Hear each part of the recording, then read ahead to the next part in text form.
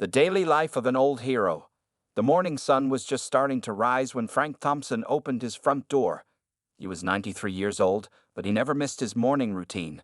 His wrinkled hands carefully held his favorite blue coffee mug, the one his wife Marie had given him on their 50th wedding anniversary before she passed away. The steam from his black coffee danced in the cool morning air as he slowly walked to his old wooden rocking chair on the porch. Frank was not just any old man. The small metals box he kept on his bedroom shelf told stories of his brave days as a World War II veteran. But these days, his battles were much smaller, like trying to bend down to pick up the morning newspaper from his front steps or remembering to take his pills after breakfast. His house at 42 Cedar Street wasn't fancy. The white paint was starting to peel in some places, and the garden wasn't as neat as it used to be when Marie was alive. But Frank loved every inch of it.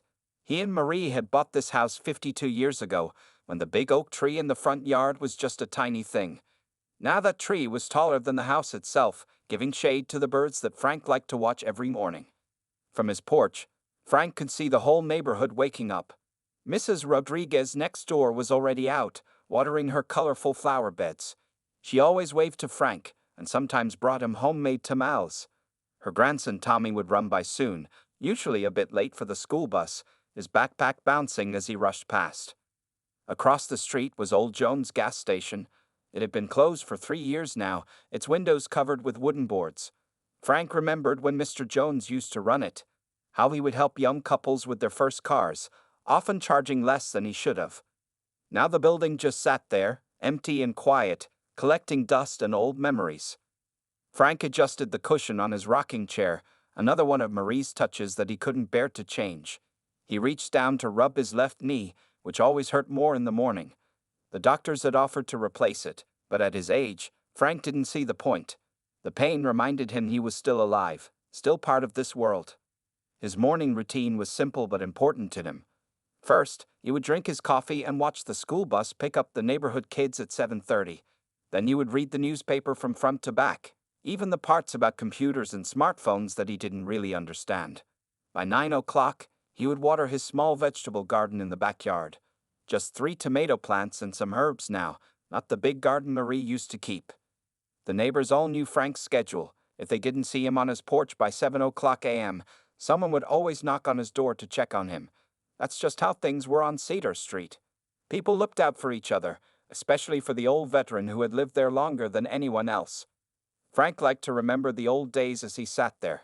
He thought about his time in the Marines, about the friends he had lost in the war, and about the day he met Marie at a dance hall in 1946. She had been wearing a blue dress that matched her eyes, and even though his leg was still healing from a war injury, he had asked her to dance.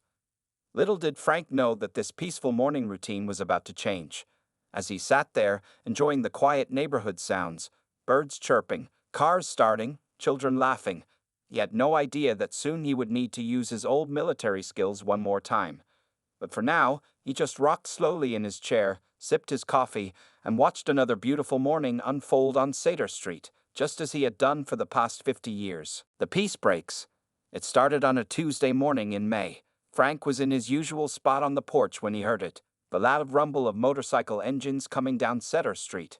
At first, he thought they would just pass by, like most vehicles did, but the noise got louder and louder until 5 motorcycles pulled into the empty parking lot of Jones' old gas station. The bikers were big men dressed in black leather jackets with patches and symbols Frank didn't recognize. Their motorcycles were huge machines that gleamed in the morning sun. The leader was a tall man with a thick beard and tattoos covering both arms. He walked around the old gas station, looking at the boarded-up windows and kicking at the weeds growing through the cracked concrete. Frank watched as the men talked and laughed, their voices carrying across the street. They pulled out their phones and made calls, and soon more motorcycles started arriving. By afternoon, there were 15 bikes parked in front of the old station. The quiet neighborhood now echoed with the sound of revving engines and loud music from portable speakers. Mrs. Rodriguez came out to bring in her washing from the clothesline early. She usually left it out until evening, but the bike exhaust was making everything smell like gasoline. Her grandson Tommy didn't ride his bike on the sidewalk anymore. He was too scared to pass by the bikers who had started hanging around all day. The next day, even more motorcycles showed up. The bikers brought coolers full of beer and set up chairs in the parking lot. They left their trash everywhere, empty cans, food wrappers, and cigarette butts scattered across the ground. Some of them started working on their bikes right there, leaving oil stains on the concrete and parts scattered around. The neighbors started changing their daily routines. Mr. Chen, who lived 2 houses down, began parking his car in his backyard because the bikers kept blocking his driveway. The Johnson kids stopped playing in their front yard, and their mother drove them to school instead of letting them walk. Even the mail carrier started delivering mail earlier in the day to avoid the afternoon crowd. Frank noticed how the neighborhood was changing. The morning birds he loved to watch had stopped coming to his oak tree. The noise scared them away. His porch wasn't peaceful anymore. Every time a motorcycle started up, his coffee cup would shake in his hand. The air that once smelled like Mrs. Rodriguez's flowers now stank of exhaust fumes and cigarette smoke. 1 week turned into 2. The bikers acted like they owned the street. They whistled at young women walking by and shouted at anyone who looked at them too long. Some neighbors called the police, but the bikers always behaved just well enough that the police couldn't do much. They would quiet down when the patrol cars came by, only to get louder once they left. Frank tried to keep to his routine, but it was getting harder. He couldn't hear his favorite morning radio show over the noise. His afternoon naps were impossible with motorcycles revving all day. Even his small vegetable garden was suffering because the bike exhaust was killing his tomato plants. The final straw came when Frank found motorcycle tracks across his front lawn one morning. Someone had driven right through his carefully tended grass, leaving deep tire marks. The small American flag he kept by his front steps had been knocked over and broken. As Frank stood looking at his damaged lawn, he felt something he hadn't felt in a long time, the same feeling he'd had back in 1944 when his Marine unit had to defend their position against impossible odds. He might be old now, but he was still a Marine, and Marines never back down from a fight. The bikers had chosen the wrong neighborhood and the wrong veteran to mess with. That evening, as Frank sat in his living room listening to the continuing noise from across the street, he opened his old military footlocker. Inside, beneath his service medals and old photographs, was a small notebook. His hands may have been shakier now, but his mind was still sharp. It was time to make a plan. The first stand. Frank woke up earlier than usual the next morning. His old military training was still there in his mind, telling him that timing was everything. He knew the biker group was smallest in the early morning, usually just 4 or 5 of them meeting for coffee before the others showed up. He put on his best clothes, pressed khaki pants, a clean white shirt, and his old Marine Corps cap that he saved for special occasions. In his wallet, he placed the photo of himself in uniform from 1944, standing next to the tank he had helped capture in France. His wooden cane wasn't just for walking today. It was part of his plan to look harmless. Mrs. Rodriguez watched from behind her curtains as Frank slowly made his way down his front steps. She wanted to stop him, to tell them it wasn't safe, but she knew better than to try. She had seen that look of determination on his face before, like when he had insisted on fixing her broken fence all by himself last summer. The morning air was cool, and Frank could see his breath as he walked. The sound of his cane tapping on the sidewalk mixed with the quiet rumble of motorcycles across the street. 4 bikers were there, drinking coffee from paper cups and checking their phones. Their leader, the tall man with the beard who everyone called Big Mike, was sitting on his bike, watching Frank approach. "Good morning, gentlemen," Frank said in his clearest voice, the one he had used when teaching new Marines during the war. "I was hoping we could have a friendly talk." The bikers looked at each other and smirked. Big Mike got off his motorcycle and walked over to Frank. He was more than a foot taller than the old veteran, and his leather vest was covered in patches that looked like warnings. "What's on your mind, old-timer?" Big Mike asked, standing too close to Frank, trying to make him step back. But Frank didn't move. He had faced bigger men in worse places. "I've lived on this street for 52 years, Frank said, keeping his voice steady. "It's a good neighborhood. Quiet. Family-friendly. The noise and disruption from your gatherings are changing that. I'm asking you, respectfully, to consider finding another place to meet." One of the other bikers laughed so hard he spilled his coffee. Another one revved his engine, drowning out the end of Frank's words. But Frank kept his eyes on Big Mike, remembering what his sergeant had taught him about never showing fear. "You know what, Grandpa?" Big Mike said, bending down to get in Frank's face. "I don't really care how long you've lived here. This is public property, and we'll meet wherever we want." Frank reached into his wallet and pulled out his old military photo. "I fought for this country so people could live in peace," he said, showing them the picture, "including the peace of this neighborhood." Big Mike snatched the photo from Frank's hand and pretended to study it. "Well, would you look at that? A real-life hero." He held the photo up high where Frank couldn't reach it. "Maybe this belongs in a museum, along with you, old man." The other bikers laughed and started making jokes about World War II and walkers. One of them revved his engine again, blowing exhaust smoke toward Frank. But Frank didn't cough or step back. He just stood there, looking straight at Big Mike. "Sir, I'm giving you a chance to do the right thing," Frank said quietly, but his voice was firm. "Sometimes the right choice is the easy choice." Big Mike crumpled up Frank's photo and threw it on the ground. He put his face right in front of Frank's and said in a low, threatening voice, "And sometimes old men should learn to mind their own business before they get hurt." Frank looked at his photo lying in the dirt, then back at Big Mike. Without another word, he turned and walked back across the street, his cane tapping steadily on the pavement. Behind him, he could hear the bikers laughing and making engine noises. But Frank wasn't defeated. In fact, he was smiling a little as he climbed his front steps. The confrontation had gone exactly as he expected. Now he knew three important things: who the leader was, how many regular morning members there were, and most importantly, they had underestimated him completely. Back in his house, Frank sat down at his kitchen table and opened his notebook. It was time for phase 2 of his plan, the Bullies Strike Back. The day after Frank confronted Big Mike, things got worse on Sator Street. Much worse. The bikers now had a target for their meanness, and that target was the old veteran who had dared to stand up to them. It started small.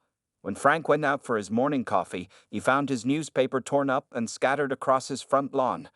The bikers pretended not to notice as they drank their coffee across the street, but their smirks told Frank they were responsible. By noon, there were more motorcycles than ever parked in front of the old gas station. But now, instead of staying in the parking lot, some bikers moved their bikes right in front of Frank's house. The noise was so loud that his windows shook. Every time Frank appeared on his porch, someone would rev their engine. "Hey, Grandpa," they would shout. "Need your hearing aid adjusted?" Then they would all laugh and rev their engines even louder. Mrs. Rodriguez tried to help by bringing Frank his favorite tamales, but the bikers saw her. The next day, they parked their motorcycles in front of her house too. Her grandson Tommy had to be picked up by his mother right at the school bus stop because the bikers would make scary faces at him when he walked past. One morning, Frank found that someone had pushed over his mailbox during the night. It wasn't badly damaged, but the message was clear. The bikers were trying to scare him. Mr. Chen from down the street came over with his toolbox to help Frank fix it. "You should be careful, Frank," Mr. Chen said quietly as they worked. "These are dangerous men." But Frank just nodded and kept working on the mailbox. He had seen dangerous men before, back in the war. These bikers were just bullies, and bullies always had a weak spot. The next day, the bikers went even further. They started playing a game where they would ride their motorcycles across Frank's front lawn, leaving deep tire tracks in his carefully maintained grass. Each time, they would get closer and closer to his porch. The grass that Frank had tended for 50 years was now full of muddy tracks and oil stains. Some neighbors called the police, but by the time officers arrived, the bikers were always just sitting quietly in the parking lot. The police couldn't do anything without proof. Big Mike would smile and wave at the police cars, acting friendly and innocent. Even the local kids who used to bring Frank cookies or ask him for war stories stopped coming by. Their parents were too worried about the bikers to let them near Frank's house. The whole neighborhood felt like it was under siege. One evening, Frank found a dead rat on his front steps. It had been placed there carefully, right where he would see it. Through his window, he could see Big Mike watching from across the street, waiting for his reaction. Frank calmly got a shovel from his garage and removed the rat, his face showing no emotion at all. That night, Frank sat in his living room, listening to the endless noise from outside. His walls were covered with photographs, pictures of his time in the Marines, of his late wife Marie, of the neighborhood children who used to play in his yard. Now those same walls shook with each motorcycle reverend. But Frank wasn't afraid. In fact, the bikers' bullying was helping his plan. Each time they did something mean, they got bolder and less careful. They were making mistakes, and Frank was writing everything down in his notebook. When they knocked over his trash cans that weekend, Frank took pictures with the small camera he had bought. When they left beer bottles in his driveway, he carefully put them in plastic bags without touching them.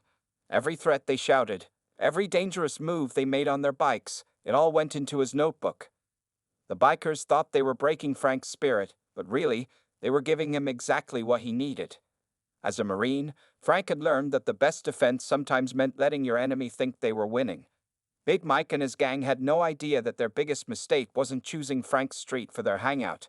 It was choosing to bully a veteran who knew more about strategy than they could imagine. The secret passed. While the bikers thought they were dealing with just a helpless old man, they had no idea who Frank Thompson really was. Behind his quiet smile and slow walk was a mind that had been trained by the best military experts in the world. Late one night, after the bikers had finally gone home, Frank went up to his attic. Using his old brass key, he opened a dusty trunk he hadn't touched in years. Inside, beneath a folded American flag, was a worn leather folder. The folder contained papers that told the true story of Frank's military service, a story that only a few people in the world knew about. The yellow documents showed that Frank hadn't been just any Marine in World War II. He had been part of an elite group called the Marine Corps Special Operations Unit. Their missions were so secret that even today, some of them were still classified. Frank's unit had specialized in outsmarting the enemy without fighting. They found clever ways to defeat larger forces using strategy instead of strength. Frank pulled out an old black and white photograph. It showed him with his team in 1944, standing in front of a French village they had helped liberate. He was young then, strong and tall, but it wasn't his strength that had made him valuable to the unit. It was his brain. Frank had been the team's strategic planner, the one who figured out how to complete seemingly impossible missions without losing any men. His commanding officer had written in his service record, "Sergeant Thompson shows exceptional ability to observe enemy patterns and exploit their weaknesses. His strategic planning has saved countless lives." Frank smiled as he read those words again. Even at 93, his mind still worked the same way. Every morning, as Frank sat on his porch pretending to be scared of the bikers, he was actually studying them. He noticed things that others missed. He saw how Big Mike always made phone calls at exactly 10 a.m. He watched which bikers carried guns under their jackets. He observed how they organized their drug deals, pretending to work on their bikes while making exchanges. Frank took out his notebook and reviewed his notes. In just 3 weeks, he had collected names and descriptions of 23 regular gang members, license plate numbers from 31 different motorcycles, times and dates of suspicious deliveries, photos of illegal activities, recordings of threats made against him and other neighbors. But most importantly, Frank had figured out their weakness. Just like every enemy he had faced in the war, these bikers had a flaw in their strategy. They were so confident that nobody would stand up to them that they had become careless. They didn't notice Frank's small security cameras hidden in his garden decorations. They didn't realize that his hearing aid was actually a powerful recording device given to him by his old military friend who now worked for the FBI. Using his old military training, Frank had created detailed maps of their activities. He marked their regular parking spots, their lookout positions, and their escape routes. He even knew which bikers were actually undercover members of rival gangs, something Big Mike himself probably didn't know. Frank's neighbors thought he spent his afternoons napping, but really, he was making phone calls to his old military contacts. Over the years, many men from his unit had become important people: police chiefs, FBI agents, and judges. They'd all remembered how Frank's smart planning had saved their lives during the war. Now, they were ready to help him one more time. Looking at his collection of evidence, Frank thought about what his wife Marie used to say: "The quietest person in the room is often the most dangerous." The bikers saw an old man with a cane, but they were actually dealing with one of the military's greatest strategic minds. Frank carefully put everything back in the trunk except his notebook. Tomorrow would be another day of watching and waiting. But soon, very soon, it would be time to put his plan into action. The bikers were about to learn that they had picked the wrong veteran to bully. The secret plan. Frank knew it was time to act when he heard a little girl crying outside his window. The bikers had scared her by racing their motorcycles too close to her as she walked home from school. That was the final straw. That evening, after making sure no bikers were watching, Frank made 3 important phone calls. The first call was to his old friend Jack Martinez, who was now a senior FBI agent in charge of organized crime. The second call went to Robert Chen, this former radio operator from the war, who had become a federal judge. The third call was to Michael O'Brien, another Marine from his unit who now ran the State Police Special Operations Team. "Everything is ready," Frank told them. "I collected enough evidence to take down their whole operation." Frank opened his notebook and began sharing what he had learned. He told them about the drug deals he had recorded with his special hearing aid. He described the stolen motorcycles he had photographed, their serial numbers clearly visible. He even had videos of the bikers threatening people and selling weapons from their motorcycle saddlebags. But the most important thing, Frank explained to his friends, is what happens tomorrow morning at 10 a.m. Through his careful watching, Frank had discovered that every Thursday at 10 a.m., Big Mike had a meeting with his biggest drug supplier. They thought they were being clever by pretending to work on their bikes while making the deal, but Frank's hidden cameras had caught everything. "Tomorrow is their biggest delivery of the month," Frank said. "All the important gang members will be there. They think they're too strong for anyone to stop them, so they've gotten sloppy. That's their mistake." Frank's plan was simple but smart, just like the operations he used to plan during the war. The FBI would hide agents in delivery trucks, pretending to be lost and asking for directions. The state police would position snipers on the roofs of nearby buildings, just in case things got dangerous. Local police would block all the escape routes at exactly the right moment. Remember, Frank told his friends, timing is everything. Just like that mission in France in 1944. That night, Frank couldn't sleep. He sat in his dark living room, watching through the window as some bikers hung around the old gas station. They were laughing and making noise, not knowing that in less than 12 hours, their world would change completely. Frank thought about all the people in the neighborhood who had suffered because of these bullies. He remembered Tommy being too scared to ride his bike, Mrs. Rodriguez bringing in her laundry early, and Mr. Chen having to park in his backyard. Soon, they would all have their peaceful street back. Early the next morning, Frank went through his usual routine. He made his coffee and sat on his porch, pretending nothing was different. The bikers started arriving as usual, some of them making rude gestures at Frank. Big Mike showed up at 9:30, looking confident as always. What the bikers didn't notice was the small red light blinking in Frank's garden gnome, a signal that all the cameras were recording. They didn't see the unmarked police cars quietly parking several blocks away. They didn't know about the FBI agents getting ready in their fake delivery trucks. At 9:55 a.m., Frank went inside his house and made one final call to confirm everything was ready. Then he sat down in his favorite chair, the one that gave him a perfect view of the old gas station through his window. His hands were steady as he picked up his coffee cup. "The best weapon in any battle," Frank whispered to himself, remembering his old surgeon's words, "is the one your enemy doesn't know you have." As the clock ticked closer to 10 a.m., Frank allowed himself a small smile. Bikers thought they had won by picking on an old veteran. They were about to learn a very important lesson about judging people by their age. Sometimes the quietest person on the street could be the most dangerous. The big operation. At exactly 10 o'clock a.m., everything started happening at once. A large delivery truck with Joe's Furniture, painted on its side, pulled up to the old gas station. The driver, actually an FBI agent, got out looking confused with a map in his hands. "Excuse me," the fake delivery man called out to the bikers. "I'm looking for Pine Street. Can anyone help?" As planned, this distracted the bikers for a crucial moment. That's when a second delivery truck pulled up, blocking the other exit from the parking lot. Big Mike was in the middle of his secret meeting with the drug supplier, their motorcycles parked close together as they pretended to check the engines. Suddenly, police cars appeared from every direction. They had been hiding in garages and behind buildings all around the neighborhood.